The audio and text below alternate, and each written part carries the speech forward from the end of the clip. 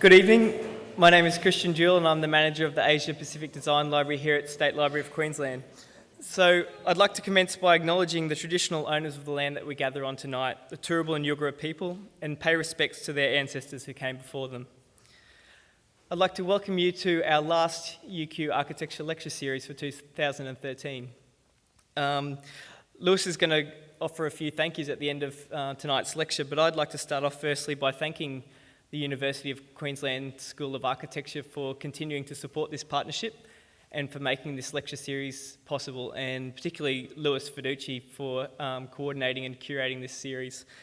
I'd also like to thank all of our wonderful speakers. Lewis will acknowledge them later as well, who've made this series possible. And the events team here at SLQ, Susan Kukucha, Jess Warinsky, Anna Tafew, and our APDL team, Liz Watson, Shanoa Petrup, and Eden Platel, and also our fantastic caterers, Mantle and Cook, and our sound guys, Aisle 6. So if you could all join me in thanking these people for making this series possible.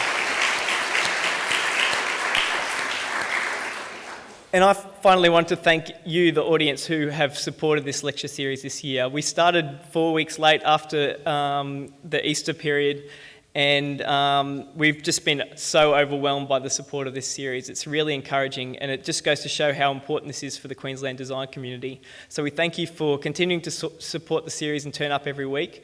But we also, we don't want to take these things for granted, that funding is quite difficult in this environment. So we need your continued support for these events to happen. So we'd really appreciate if you can, give us feedback, drop us an email to say how much you've enjoyed this series to make it happen again in the future. So just a reminder that there'll be time for questions at the end after Sandra's presentation. If you'd like to ask a question, we'll have a microphone. You can also use the Twitter hashtag to ask a question. And I'll now invite Lewis Fiducci to introduce Sandra's lecture. Thank you.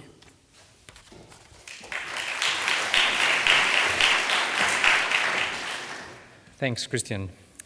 Thanks that I extend to the whole State Library team, as well as to the UQ team that have been behind each and every session, Amelia, Ivan, Jono, Erin, and Avio, and those who have volunteered to do some of the introductions, John MacArthur, Tim O'Rourke, Greg Bamford, Mick Henniger, and Andrew Wilson. Being this the last lecture of the series, I'd like to start by extending the thanks and by acknowledging all the speakers of this year's. I think there should be an image, yeah. That is Michael Dixon, Greg Killen, and Anupama Kundu, Peter Besley, Paul Owen, Stuart Fox, and Aaron Peters, Kevin O'Brien, Bijoy Jain, Quentin Stevens, Britt Anderson, Mara Francis, but also Anthony Maulis and Kathy Smith, David Leatherbarrow, and Paul Hodgson. In the course of the series, some students have asked me, how have you managed to have all the speakers be so focused on the subject? To which I thought myself, the subject? Which subject? Architecture? However, it was during the penultimate lecture, that the one by David Leatherbarrow, that I did realize there was perhaps a theme that David so well put into words in his lecture, subtitle, The Contemporary Task of Design as Research. The students that asked were students immersed in design studios hopefully understood as laboratories where research takes a very significant guiding role. The key issue, however, as remarked by David Leatherbarrow and exemplified by his discussion on the teaching of Louis Kahn, is that the design studio is not a place where knowledge and skills are transmitted and acquired only, but a place where they are discovered and developed. It is my pleasure to introduce now our final speaker of the series, Sandra Kaji O'Grady. Sandra will be talking about research, her own research, and about laboratories. So the underlying recurrent theme goes on. There is little I can add as an introduction to Sandra, having just now been the creative director along with John de Manicourt of the last Australian Institute of Architects National Conference, and about to start her term as head of the School of Architecture here in Brisbane at UQ. I think I can only wish her the best and give her a warm welcome to both UQ and Brisbane. Please join me in welcoming Sandra Kaji O'Grady.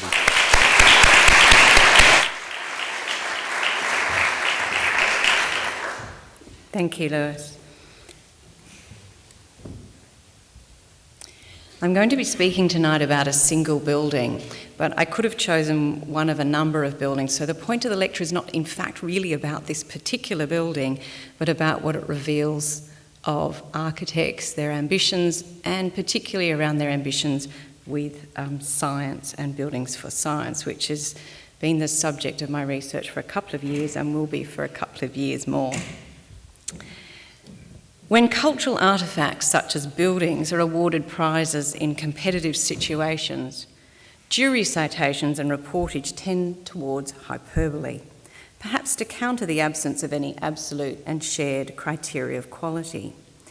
The announcement of the Sainsbury Laboratory in Cambridge as winner of the 2012 RIBA Sterling Prize was unexpected by critics and pundits. In fact, the betting odds from William Hill were 7-2. The architects themselves were flabbergasted at the surprise decision. If astonishment belies uncertainty and subjectivity in judgment, then this possibility was quickly buried by affirmations of the prize winner's superiority and uniqueness in the usual inflated tenor. Modest in scale, formally restrained and built with familiar materials and established techniques, the Sainsbury Laboratory is not, indeed could not be, praised for its daring, originality or verve. It couldn't be declared the first or the biggest or the wildest. Simon Wallace, director of the Hepworth Gallery, a contender for the prize designed by Chipperfield, cavils, "It isn't a building that excites me at all." Others described it as anti-iconic.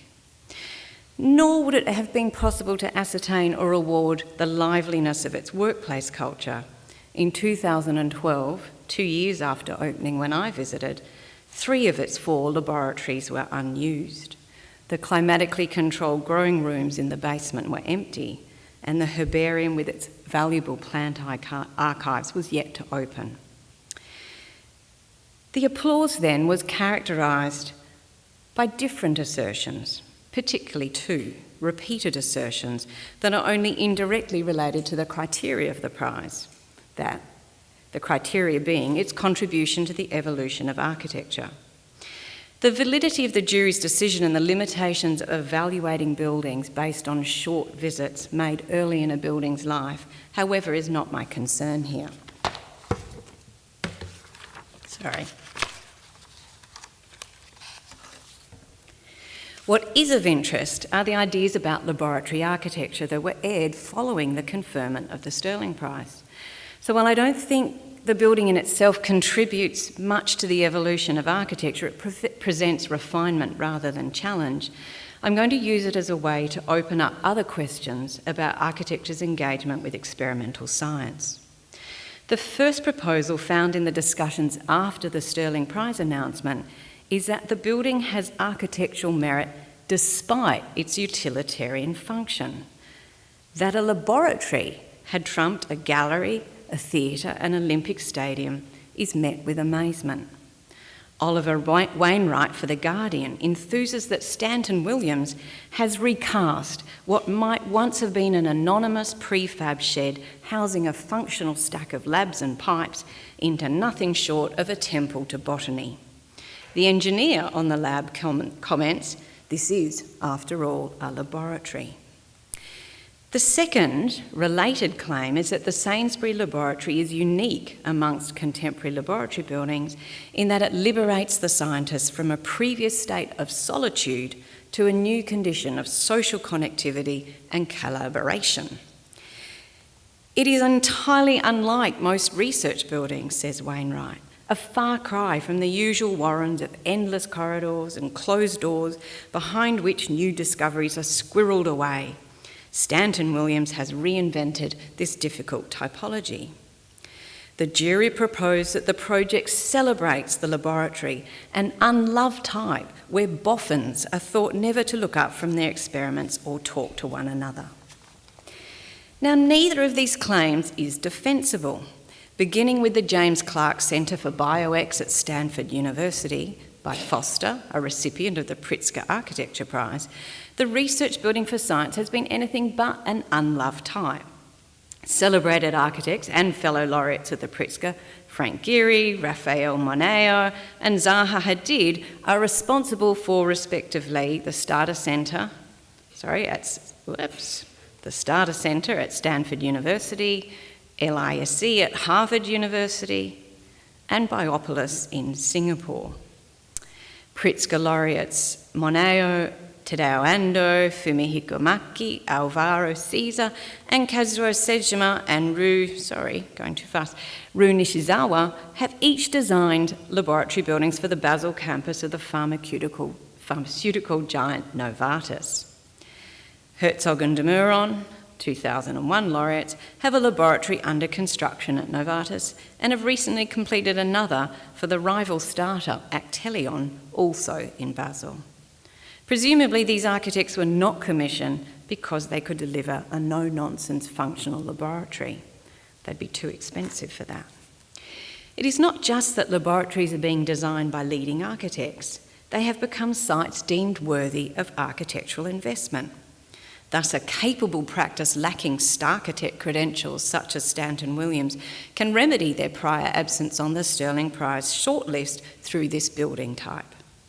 The Research Centre has joined the museum and the gallery as a building type deserving a prominent site, civic pride and public investment. Architecture now plays an active and self-conscious role in representing research activity. Previously, this was the case for just a handful of well-known examples from the 20th century, such as those by Louis Kahn. Which brings me to the second assertion of the Sainsbury Laboratory's worthiness, that of its novel socialisation of the scientist and science. Director Alan Stanton describes the design of the Sainsbury Laboratory as a 21st century cloister that encourages scientists to interact and exchange ideas.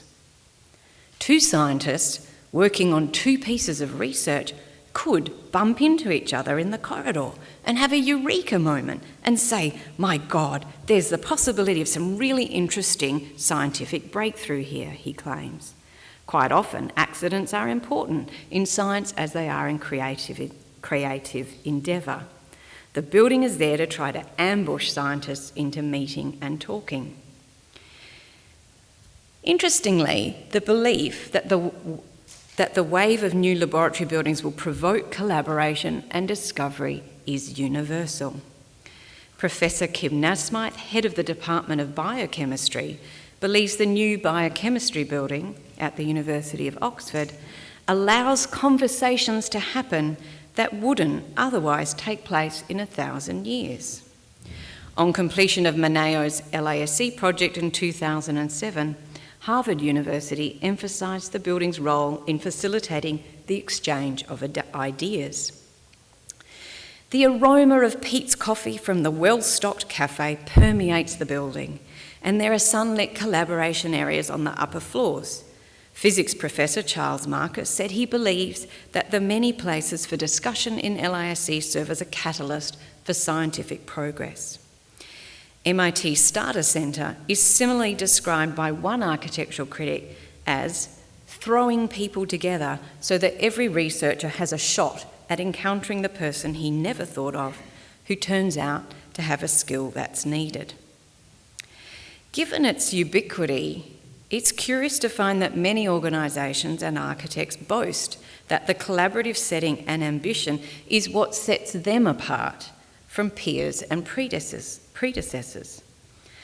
R&D magazine says this is of the Wisconsin Institutes for Discovery, winner of their Laboratory of the Year award in 2012. Research laboratories do not typically have a formal restaurant or public meeting areas. They are not often consciously placed in the heart of a bustling city.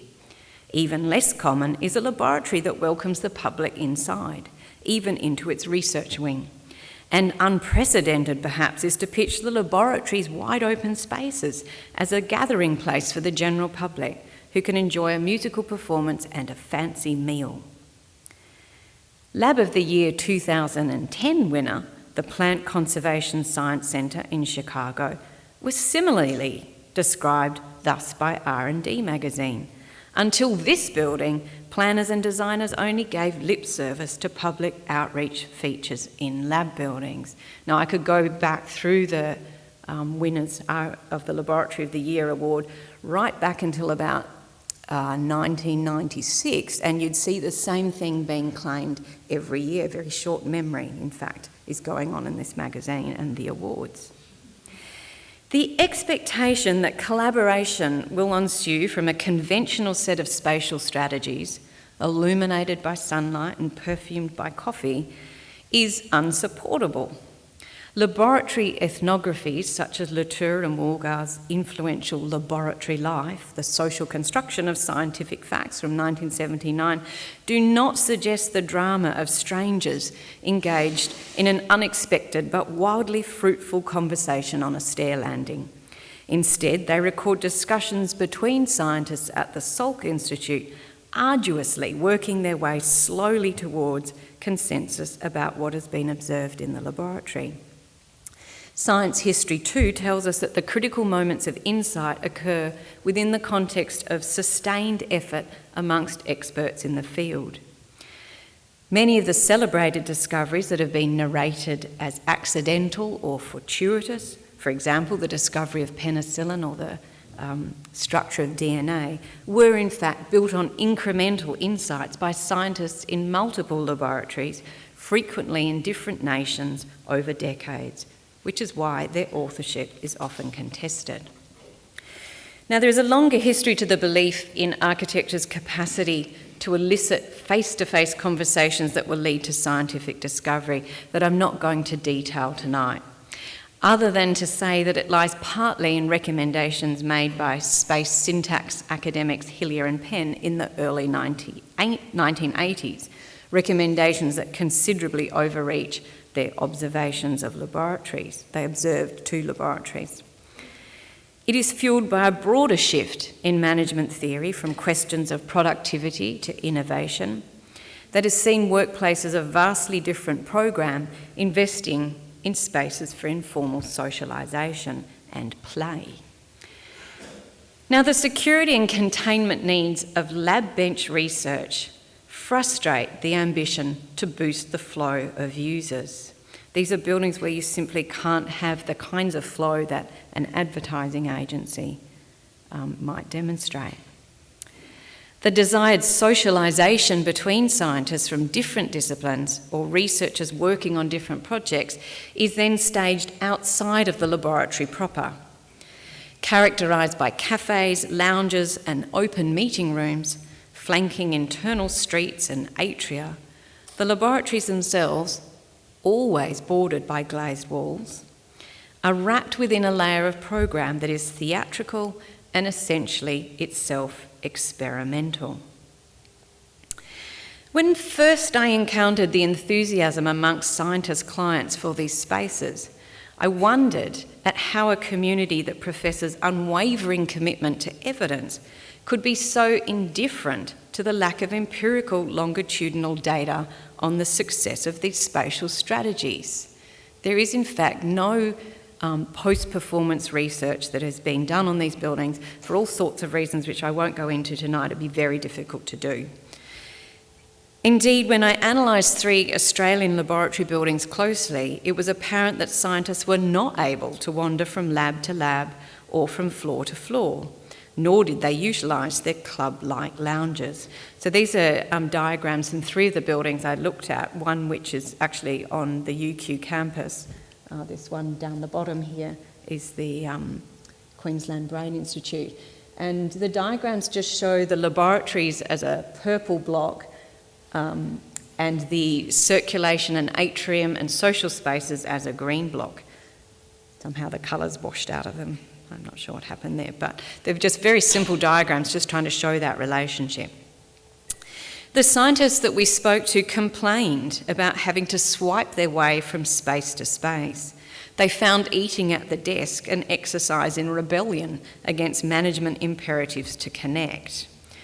Curiously also, when we visited their lounge spaces where the architects had provided bookshelves that were meant to be for the latest science journal for them to have, heated discussions about discoveries, the magazines that were actually on the shelf were Shooter's Magazine and Who Weekly. So it became quite clear that when they did use those spaces, they weren't actually talking about science or thinking about it or reading about it.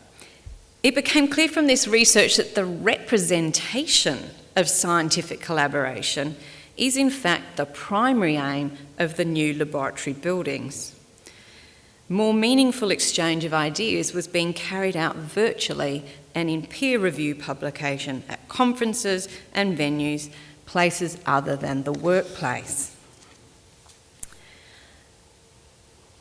The distinct innovation then of the contemporary laboratory and science precinct is that it serves as a mode of expression, communicating directly to the public, funding bodies and governments, and also to scientists. The message it communicates is that scientists are always visible to other scientists and that the public too can view scientific activity.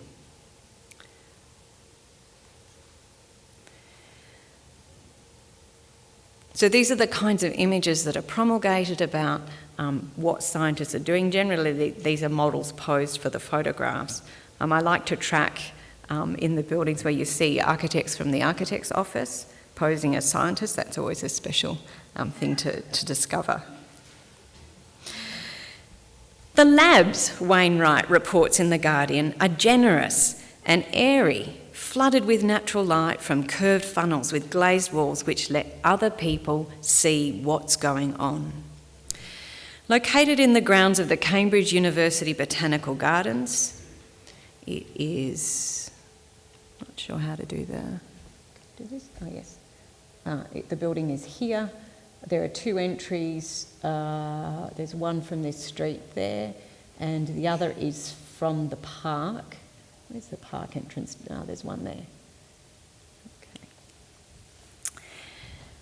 Located in the grounds of the Cambridge University Botanical Gardens, the cafe at the Sainsbury Laboratory is popular with visitors to the gardens, particularly popular with parents with young children.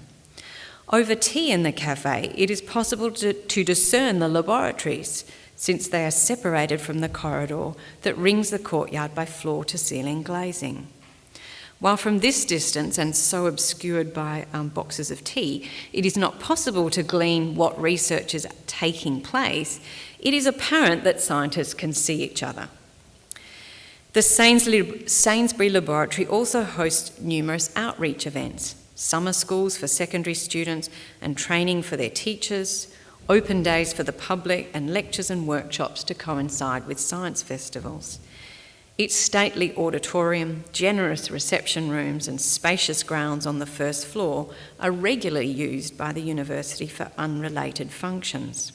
In fact, it is probably being used much more as a function centre than as a laboratory, seeing it's not yet properly occupied.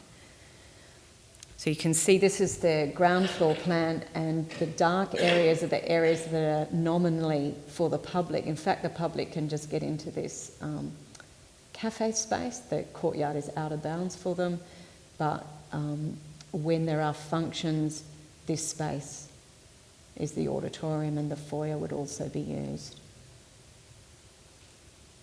This is the laboratory floor, and probably even while this is marked as a kind of public space, it's not. It's obviously only for the scientists. And these are the scientists' four laboratories, separated by glazed walls to the circulation space, which is here. The laboratories have yet to be enclosed, and I'll talk about that a little bit later. It is a high security building on gated grounds. In fact, I got stopped several times while taking photographs, even though I had permission. The provision of quasi-public facilities and events are only one part of scientists' efforts at outreach in which architecture is a critical tool. Representation in architecture, however, is complex, imprecise, and a very unfashionable topic. The conviction that material transparency equals informational transparency is common amongst laboratory buildings and their architects. But beyond that, there is considerable divergence in approaches to building surfaces as vehicles for the communication of science. And I just want to whip through 5 contradictory approaches. The first is literal references to scientific diagrams supposedly relevant to the users. My favourite are the stairs and ramps evoking the structure of DNA. This is incredibly common. I found about 40 or 50 examples. It's a shame, isn't it? I find it quite amusing, and I have written a paper which I hope will be published on the DNA stair in science buildings. Also very popular are images of DNA patterning, molecules and cells in facades. Oh, we missed one. Yep, big. And interpretations of the periodic table of elements. These, of course, are representations of representations. And it's a really interesting, strange thing going on.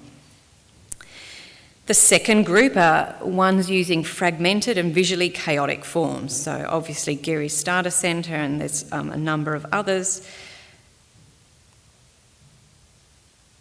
as well as dramatic ramps and stairs, which are intended to capture this idea of serendipitous scientific discovery and the collision of ideas and people.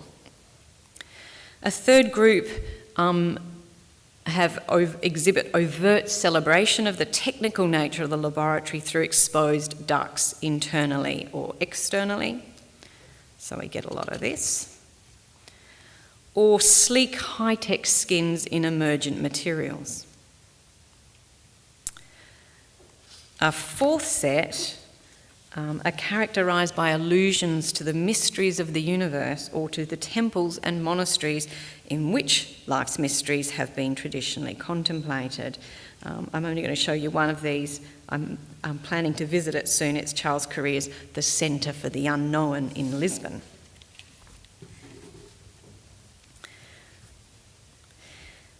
Lastly, there are also new laboratory buildings that seem to avoid any specific representational conceit. They are indistinguishable from commercial offices. And the Sainsbury Laboratory is one of these. If it weren't for the view into the laboratories, its purpose would be hard to determine.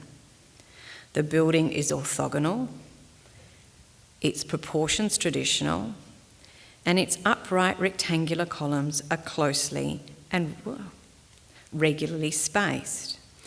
Its implied extension into the surrounding botanical gardens and its use of traditional materials such as limestone, concrete and timber communicate a civic purpose.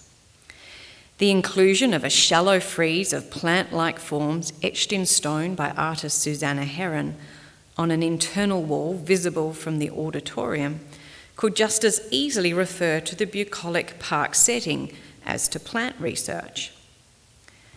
Equipment rooms that for convenience are usually positioned alongside laboratory benches are here located along with plant and services in a below ground third floor of a footprint slightly larger than the two above. Services are concealed,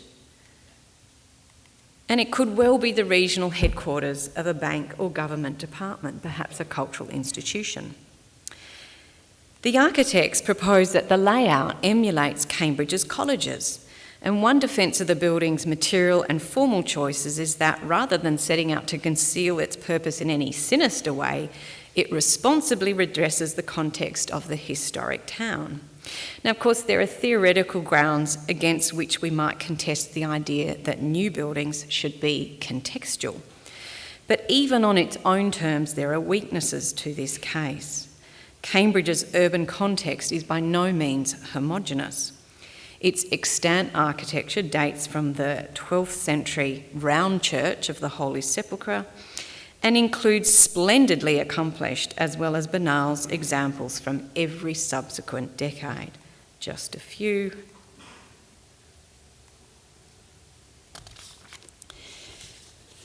The Sainsbury Laboratory itself sits on the perimeter of Cambridge's historic town centre, at considerable distance from the famous colleges.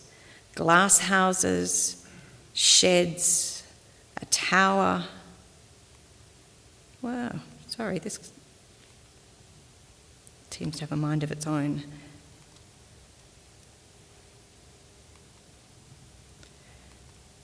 And a row of very ordinary townhouses are its nearest neighbours. It has no street frontage or urban presence, but is entered either through the Botanic Gardens, which are ticketed, or obliquely from a secure service lane. Its monumental entry facade addresses this lane and the backs of the terraces. Its courtyard is a private space to which the public have no access, unlike the colleges to which the paying tourists throng. The 1,000 square metres of stone facings used internally and externally are of an imported French Jaumont limestone, quite unlike that found in local buildings. 18th and 19th century church and college buildings in Cambridge are faced in limestone brought from outcrops in the East Midlands or from Portland. What is that noise? Sounds like an aeroplane's about to take off from behind me.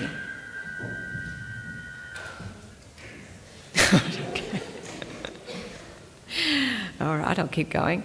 Domestic and industrial buildings of the same era were mostly built from a local white or yellow brick, and several new buildings of similar program to the Sainsbury, being kind of research or industrial buildings, have utilised brick. I would contend that the architecture of the Sainsbury Laboratory is in fact much better understood in light of its political context than its physical one. Institutionally part of the University of Cambridge, its construction was made possible by an £89 million donation by the Gatsby Charitable Foundation. This is not unusual. Capital costs for new laboratory buildings and funding for the research being carried out in them across the world, including here, is typically drawn from a mix of government, university, industry, community, and philanthropic sources. The old distinction between pure academic science and for-profit inquiry has been eroded. The Li Ka-shing Centre in Cambridge for cancer research, for example, was partly funded by the Hong Kong billionaire Sir Li Ka-shing, and his foundation continues to fund its research. I could name many others. The James H. Clark Centre for Bioex, which I showed earlier, the one designed by Foster, is funded by James Clark, founder of Silicon Graphics, who donated $150 million for that building. That's why it's named after him. The Starter Centre, same thing. So many of these buildings are the product of philanthropic donation. Philanthropy contributed 16% to UK university research funding, and as with state and industry funding, is usually tied to specific research projects and goals. Or, as Gatsby's mission statement neatly puts it, we are proactive in devising projects. Mark Lewis, head of major gifts at University College London, explains that people are interested in funding a particular area of research, and we work to fit that with the university. Cambridge University does the same. In this case, the tie between donor and research is particularly close.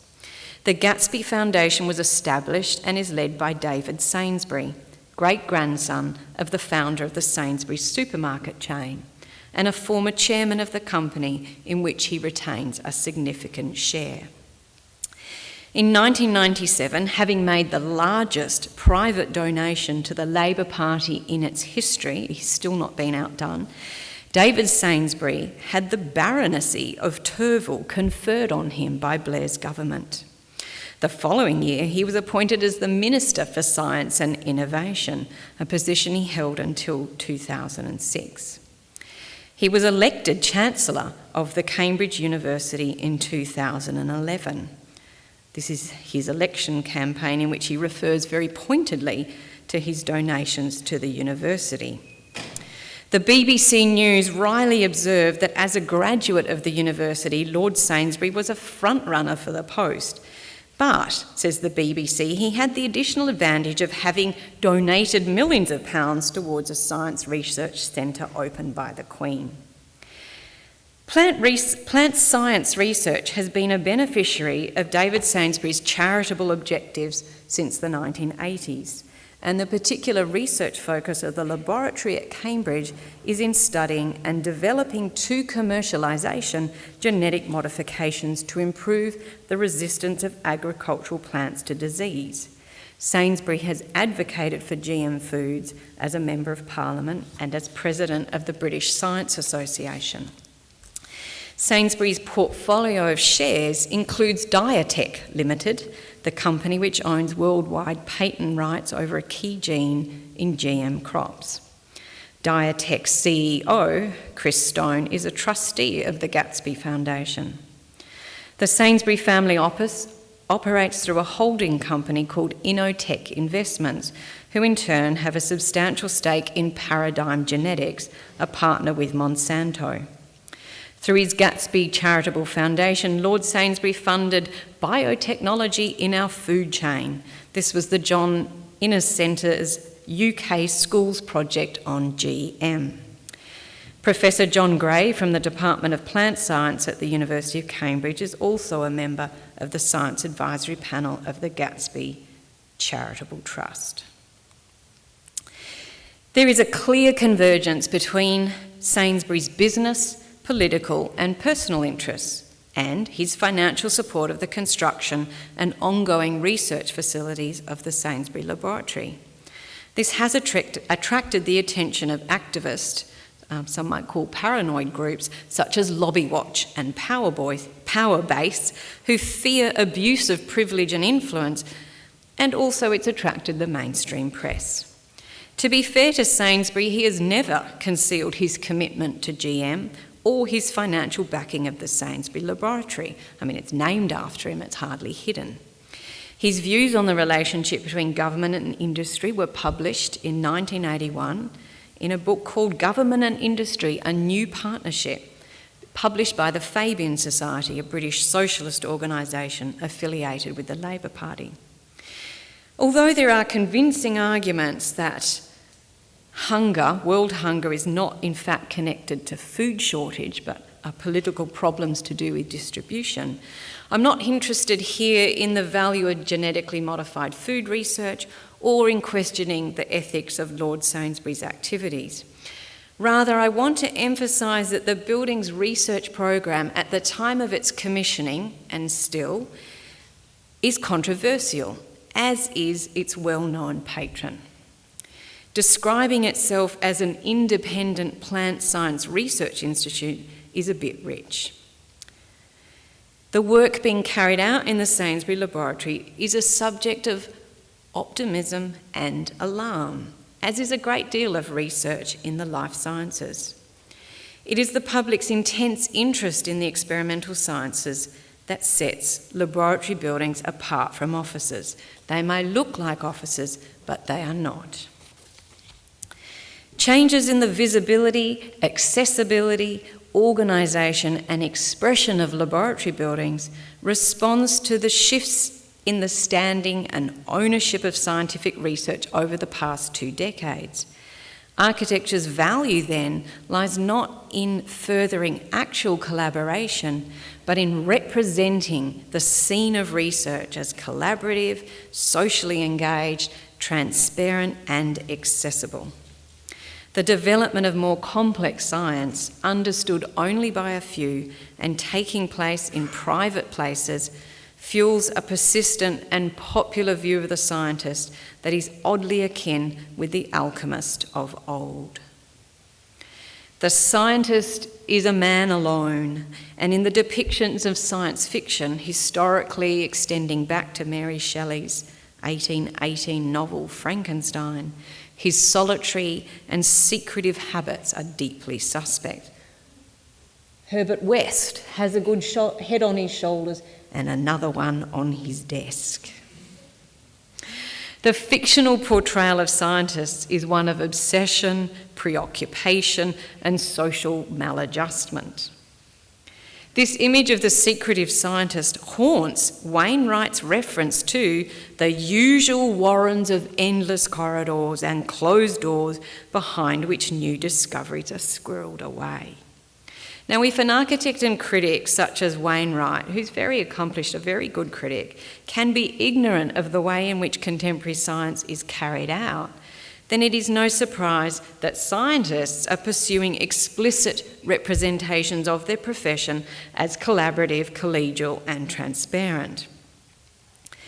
Popularisation of scientific ideas used to be seen as critical to convince an ambivalent and distrustful public about the validity of scientific research and to facilitate the gathering of resources for pursuing certain lines of research.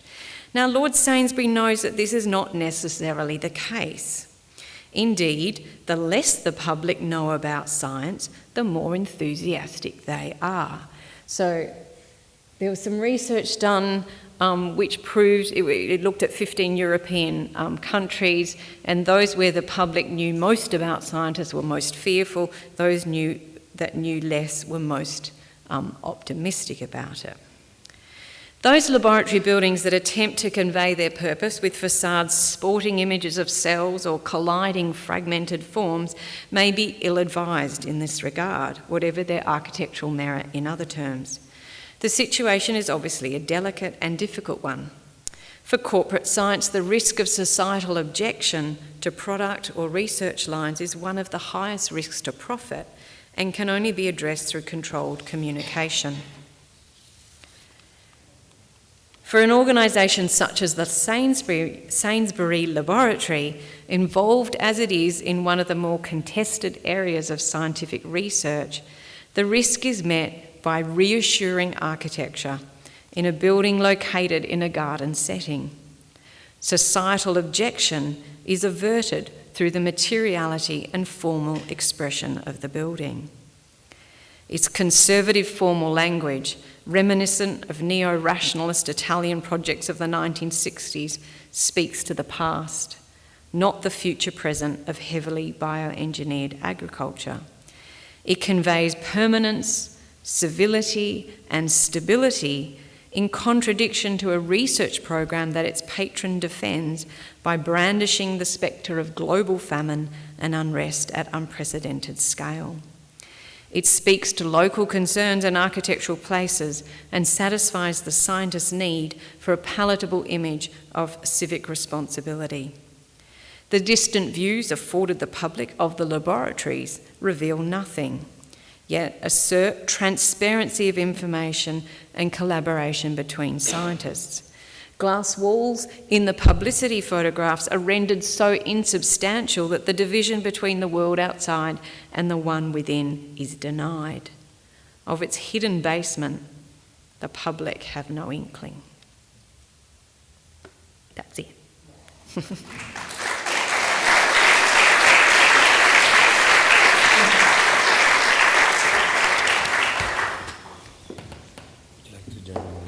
Sit. Yeah. I'm going to just put We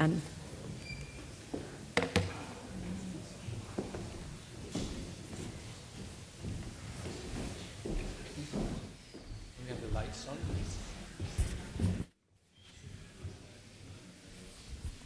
Thanks, Sandra, for this. Okay. I think I cannot see much of the audience, but I'm sure there will be some questions coming up. I get one right here at the front. If we can have it. Oh, yep. As a practicing scientist and as somebody who's recently been responsible for a great new science building on a university campus, I found this particularly interesting but somewhat scary. I don't think I want you to deconstruct a new building.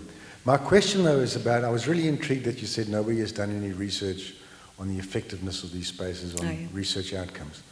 Has anybody, I'm interested in the same vein, on the impact of open plan spaces for office spaces. Has anybody done any research that suggests that open plan spaces are more or less effective for these sort of collaborations and these sort of interactions than putting people behind closed doors and sealed offices. Yeah, okay.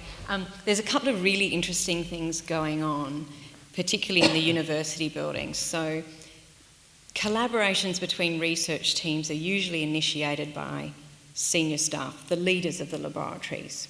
And in every building I've looked at, the leaders of the laboratories, the heads of departments, the heads of lab research are in cellular offices. They're in enclosed office because they're senior staff. They're the people who actually need to be speaking to each other to set up any kinds of collaboration. The people who are doing close data analysis, who are looking at, microscopic cells, whatever, they're in open plan. They're the people who need concentrated, uninterrupted work. So there's a really strange thing going on there. And the research that has been done indicates that in parallel with this discussion around collaboration and the move to open plan, the actual per area, per worker in office buildings, not in research buildings, but in office buildings, has decreased from 19 square metres per person to 9 over the last around 15 years. So, I don't want to be paranoid, but a little bit cynical that there are advantages to the open plan other than the possibility of collaboration. They're much cheaper spaces to build. And if we really, really believed they were going to work, we'd put our senior staff out in the open plan and our staff who need, the workers who need close, concentrated work time together. With the research buildings in particular, they're very difficult to measure something like productivity because people are not producing, gadgets. So generally with these research buildings, they're taking several departments or several different research teams or programs and putting them into one building. So if you think of the Queensland Brain Institute, that was 7 different research areas brought into one building. So if you start to measure the effects of people getting together, they're the effects of co-location rather than the effects necessarily of the design of the space. So to try and isolate the design of the space from the co-location, you'd actually have to put those same 7 groups into one building and then another building to be able to... You can see how difficult it is to actually do a kind of empirical testing. You also then need to do longitudinal testing, which would mean stability of people and stability of management. And these are dynamic organisations. People come and people go, and the impact of funding and of management is huge and possibly much larger than the impact of the building. So it's very, very difficult to isolate. It's also expensive to do post-performance or post-occupancy studies. So they aren't happening. We have another question here.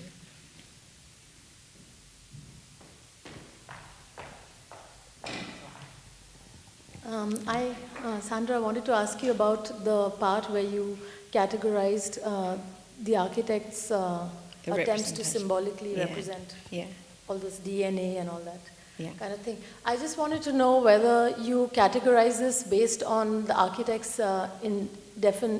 intentions, or was it from the critics or your own? No, every one of those, the architect had said this is what they were trying to do. Mm-hmm. So there are some examples there where if you didn't know that the architect said this was, print out of chromosomes, you might not recognise it. Mm-hmm.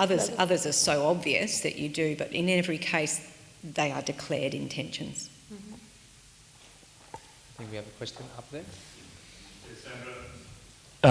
Just one question about the environment in which the scientists are working. I know when the Brain Institute was being briefed, there was a lot of discussion about the role of sensory stimulation, smells, sounds, temperature variations, the moving sun, the flickering light, as part of our normal kind of sensory stimulus. And it seems to me that one of the problems of the laboratory type is the notion of a sterile laboratory environment with constant temperature, constant humidity, and exclusion of ultraviolet light. Are there laboratories that are finding a happy medium between the needs of the thinking humans and the laboratory equipment? Yeah, okay. That's a really good question because it's actually allows me to talk a little bit about the building that I was going to talk about but didn't, which is on the Novartis campus. So, yeah, there's this tension between the laboratory, which needs to be a neutral place for the experiments to be repeatable. And this is why all the kind of socialisation stuff happens around this glass box. The building by Chipperfield, called Fabrikstrasse 22, because that's its address, eliminates the glazed wall between the laboratory and the write-up spaces around it, and is controlling the neutral environment entirely through air conditioning. So it has an exhaust over the laboratory, and all the where the air comes out. I've forgotten the technical word. the air comes out from the write-up areas that are around, and then to walk into the laboratory, there's just a little sign that says you are now entering the laboratory space, and the people know not to bring food and coffee in there. They were able to do that. It's PC2 certification. They were able to do that because they're a very, very large company and have a lot of might. So when they went to the certifying authorities said, well, no, you can't do this. This is unprecedented. It has to be an enclosed box. And they eventually convinced the certifying authorities to give them a 6-month temporary certification. And then the authorities came out and they tested for contaminants, the curtains, etc., everything around, and then it got permanent certification. But the space is very, very interesting because they are trying to soften it. So it's a laboratory floor with gauzy curtains, much like this, but white, along the walls. It feels much, much more luxurious. It doesn't have that sterile feeling. But of course, by eliminating the kind of bubble in which the laboratory set, if we think of this as a kind of foam, the building as a kind of foam, that popping of one bubble led to a kind of rearrangement of the structure. So there are now glazed bubbles for talking, for example. There's one where 2 people can sit and have a conversation because otherwise they disturb everybody else because it became so too open. So and the stairs became enclosed. The stairs, which are usually this open structure, had to be enclosed so that the laboratory could be open. Yeah, it's tricky.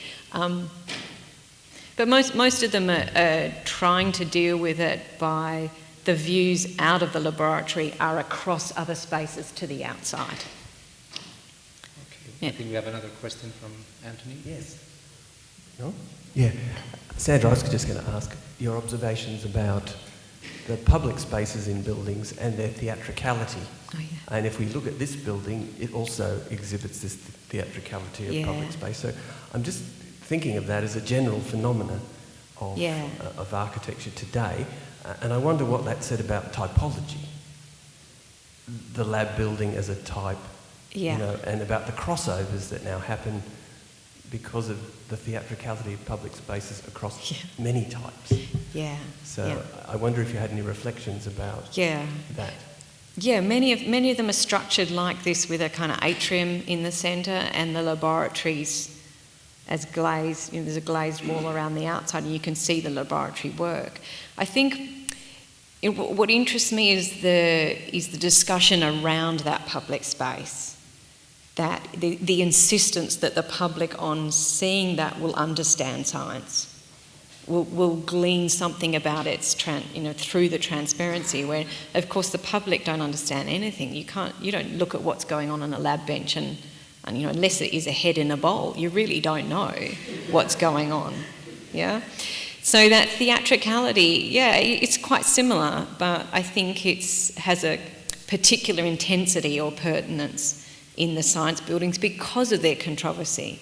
In this building you see the bookshelves and that is kind of lively and nice, but what's going on in the bookshelves doesn't have the same weight, doesn't carry the same kind of cultural weight as what might be going on the lab bench.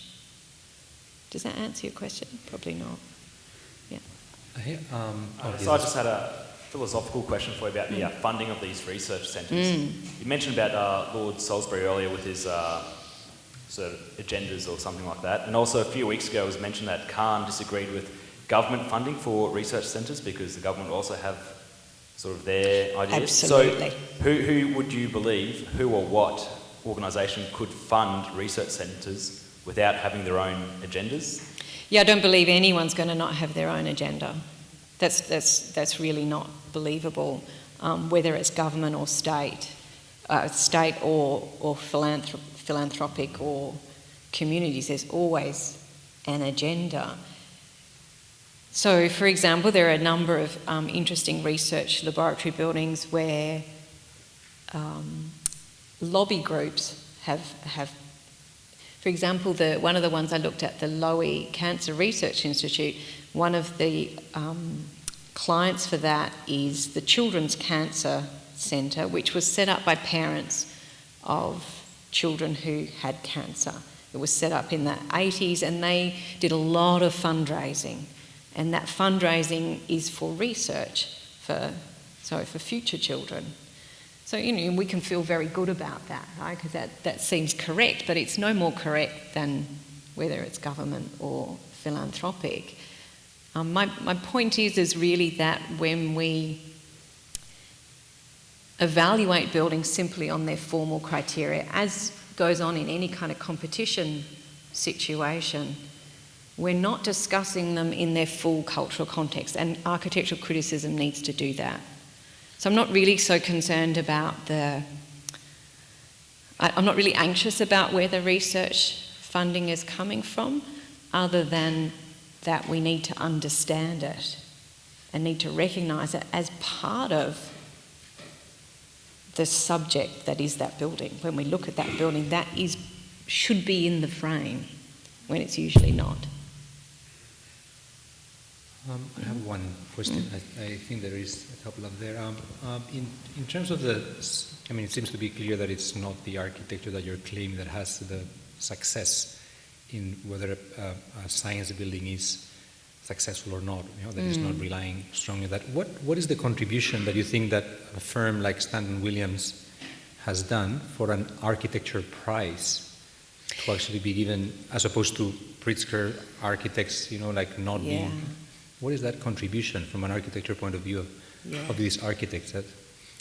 I'm not party to the jury conversations, but I suspect that there was a desire to support a practice who had been producing consistently good, quiet work for a long time.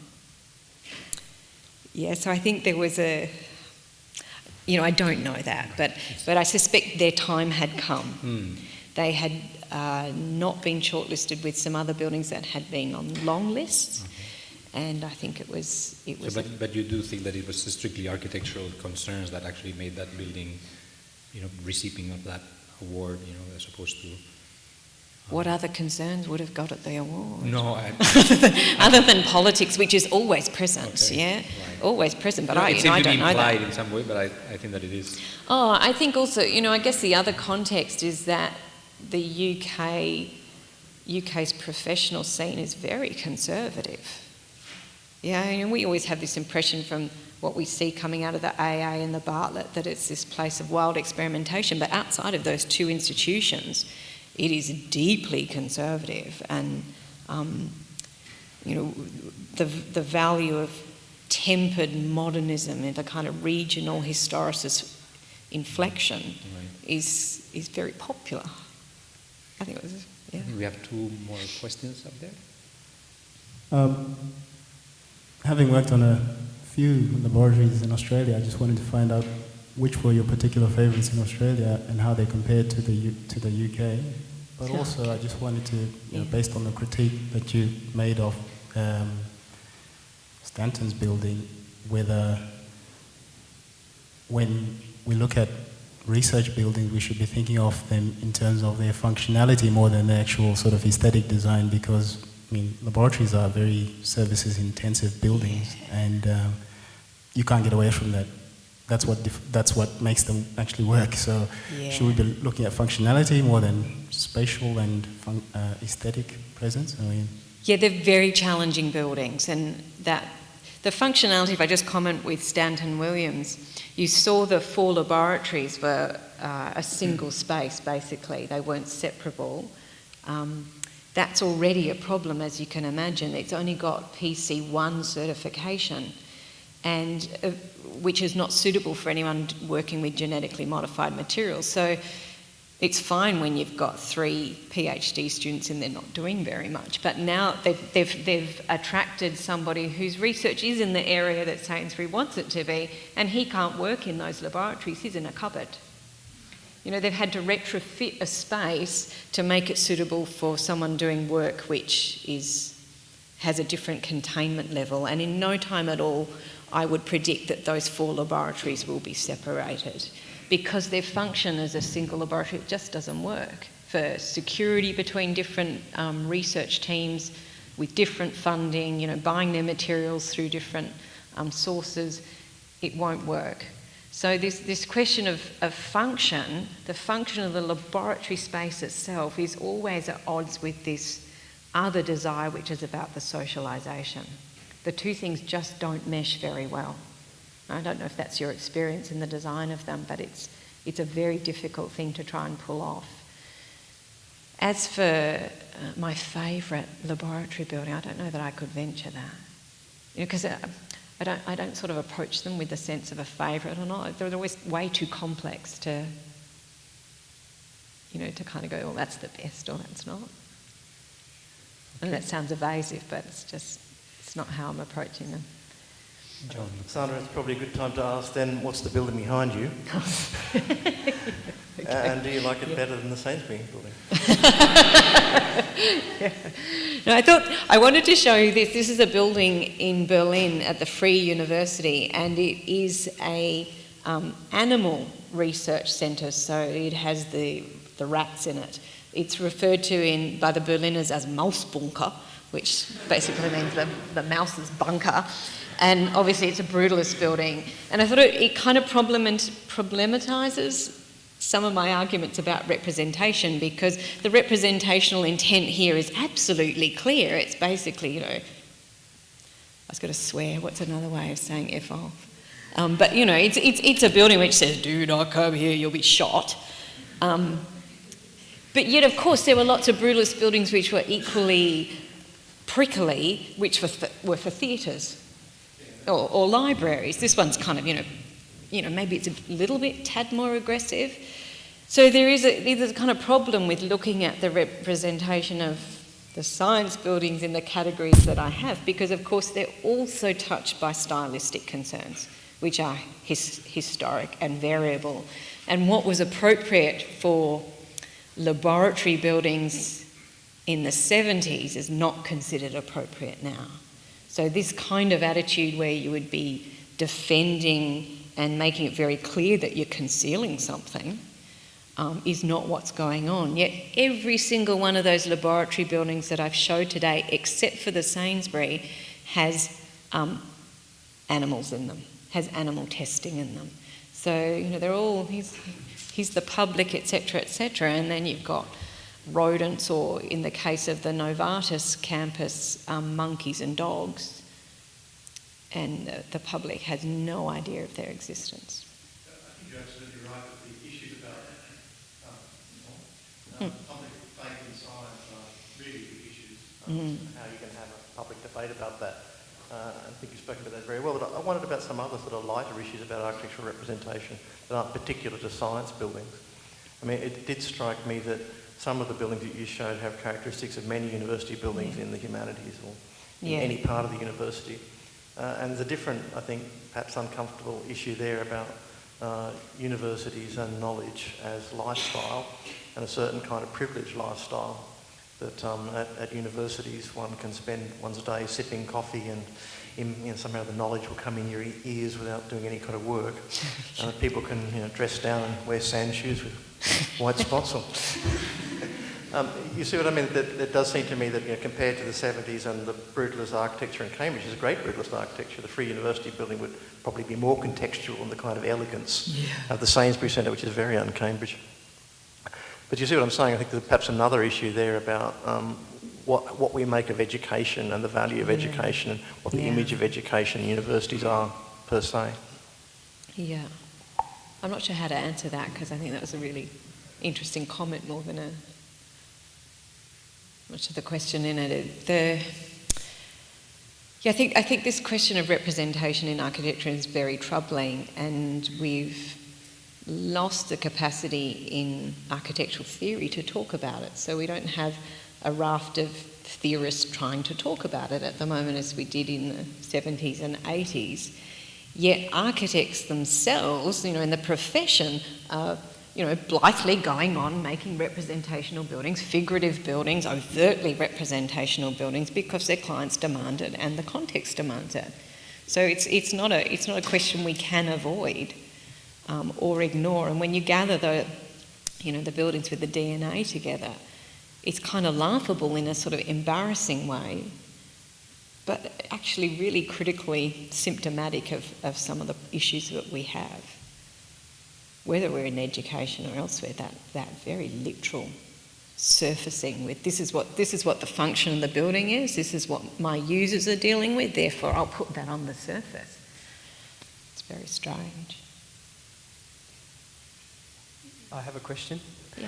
I found your comment, Sandra, about the difference between the Eureka chance encounter space and the space of steady focus, private enclosed. And I think we live kind of in an era where the chance encounter, serendipity, eruption, minds meeting is assumed to be, the way that knowledge grows and progresses. And I was just wondering if you could maybe expand on some of the research that you came across that supported the idea that the Eureka moment, isn't the way for scientific progress, isn't the way. I mean, there was a comment that you made about, the discovery of penicillin, that there's this fable, or maybe it's a fable or mythologized about how that happened with the bacteria and. Yeah, there's quite a bit out there which debunks the idea of the accident and goes through the individual accidents to show that they are not. There's not much out there which is critical of the aha moment idea. There's so much popular literature which is promoting the idea of the aha moment. There's that guy who what's the book called? He later got exposed for making up quotes from from a rock star.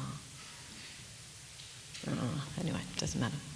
There's lots of literature in the other direction, and I'm very suspicious about it because it's a kind of management. Like when you think about who is the subject and how are they being constructed, the scientist is being constructed as an extroverted being who spends his or her day having coffee. And that doesn't sit well for all scientists. It just doesn't. So when I interviewed scientists, they're painfully aware of the management imperative to socialise.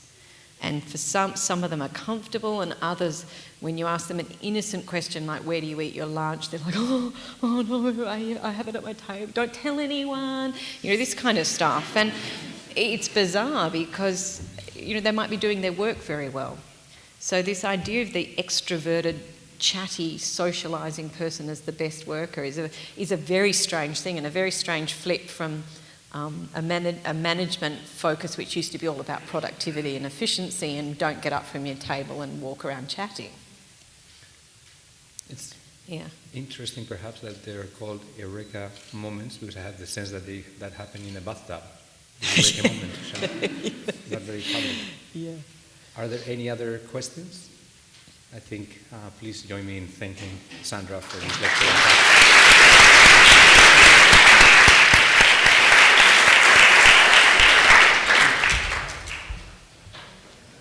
I'd just like to take the opportunity to thank all our speakers for this season, but particularly to thank Christian Jewell and the library team and Louis Fiducci and the team of the School of Architecture for a great series this year. We'll be mounting another series in the first part of next year. In the second semester, we'll be looking at some research seminars on campus at the University of Queensland.